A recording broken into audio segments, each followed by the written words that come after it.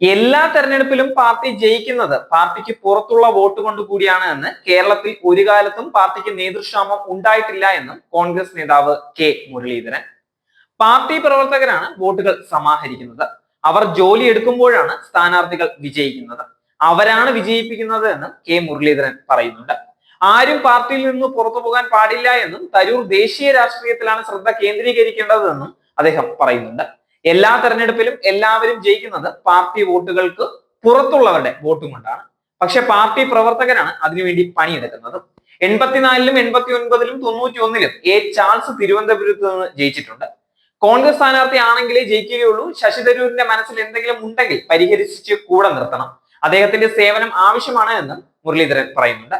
അന്താരാഷ്ട്ര വിഷയങ്ങളിൽ അദ്ദേഹത്തിന് മികച്ച രീതിയിൽ സംസാരിക്കാൻ അറിയാം. യുവ വോട്ടർമാരെ ആകർഷിക്കാനുള്ള കഴിവ് അദ്ദേഹത്തിന് ഉണ്ട് എന്നും കെ മുരളീധരൻ പറഞ്ഞിരിക്കുകയാണ്.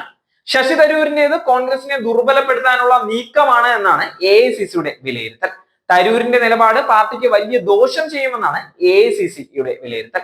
പാർട്ടിക്ക് തന്റെ സേവനങ്ങൾ വേണ്ട എന്നുണ്ടെങ്കിൽ മുന്നിൽ മറ്റ് വഴികളുണ്ട് എന്ന് ശശി തരൂർ ഇംഗ്ലീഷ് മാധ്യമത്തിന് നൽകിയ അഭിമുഖത്തിൽ പറഞ്ഞതിലാണ് AICCയുടെ ഈ നിലപാട്. നേതൃത്വവുമായി ഇടഞ്ഞു നിൽക്കുന്നതിനിടെയാണ് വീണ്ടും കോൺഗ്രസിന്റെ മുന്നറിയിപ്പുമായി ശശി തരൂർ രംഗത്ത് വന്നിരിക്കുന്നത്.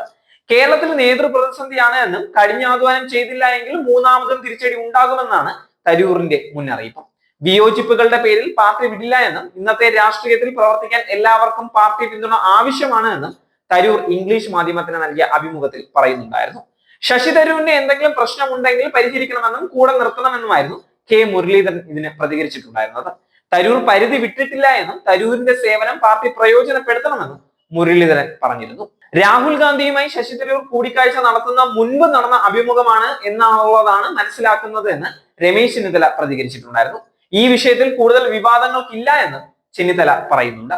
അതേസമയം ശശി തരൂരിന്റെ പ്രസ്താവന വിവാദമായതിന് പിന്നാലെ വിശദീകരണവുമായി തരൂർ തന്നെ രംഗത്ത് വന്നിരിക്കുകയാണ്. ഇപ്പോൾ നടക്കുന്ന നാടകങ്ങളിൽ കൂടുതൽ എണ്ണയൊഴിക്കാൻ ഇല്ല എന്നും 45 മിനിറ്റ് നീണ്ട അഭിമുഖത്തിൽ കാര്യങ്ങൾ വിശദമായി പറഞ്ഞിട്ടുണ്ട് എന്നും തരൂർ പറഞ്ഞിരിക്കുകയാണ്.